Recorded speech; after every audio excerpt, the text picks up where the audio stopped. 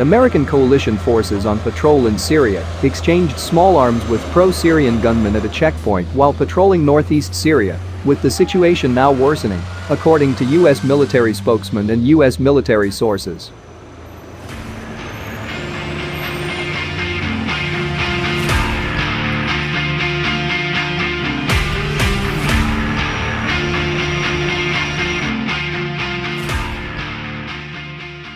From that incident, one Syrian died and left an American slightly injured, marking one of the most direct confrontations in a war-torn country between U.S. forces and President Bashar al-Assad's forces.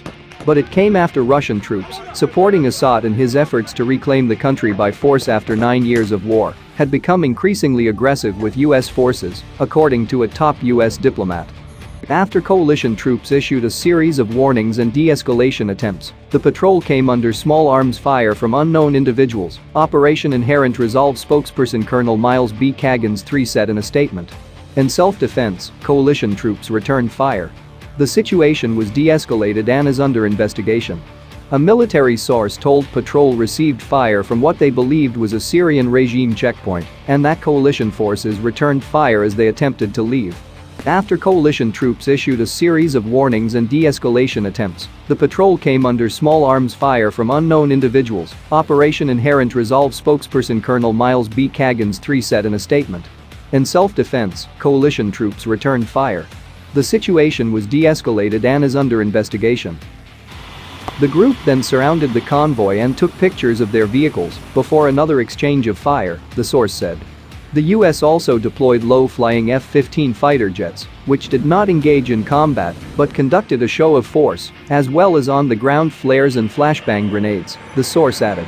The coalition patrol has since returned to their base. The group who opened fire on the U.S. were regime-supporting locals. Syrian state media reported that a Syrian civilian was died by U.S. troops in the exchange, according to the Associated Press.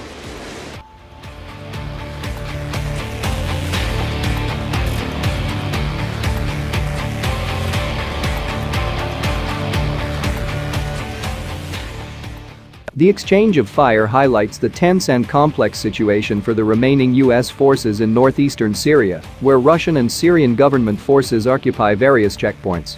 Ambassador James Jeffrey, the U.S. Special Envoy for Syria engagement, said Russian forces had become increasingly aggressive toward U.S. troops out on patrol, calling upon the Russians to adhere fully to the deconfliction agreements we've made with them. President Donald Trump moved to pull U.S. troops out of the country in the fall, prompting a wave of bipartisan backlash in Washington that had led to him reversing course. Instead, some troops left the region, but about 500 service members were left behind to protect key oil fields, according to Trump. Coalition troops also continue to conduct missions against Islamic State in Syria, where the terror group has pockets of fighters looking to reconstitute.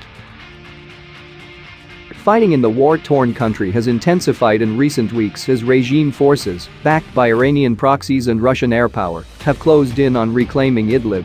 More than 500,000 Syrians are believed to have been displaced by the conflict in the last 2 months, and U.S. officials are concerned about a refugee crisis.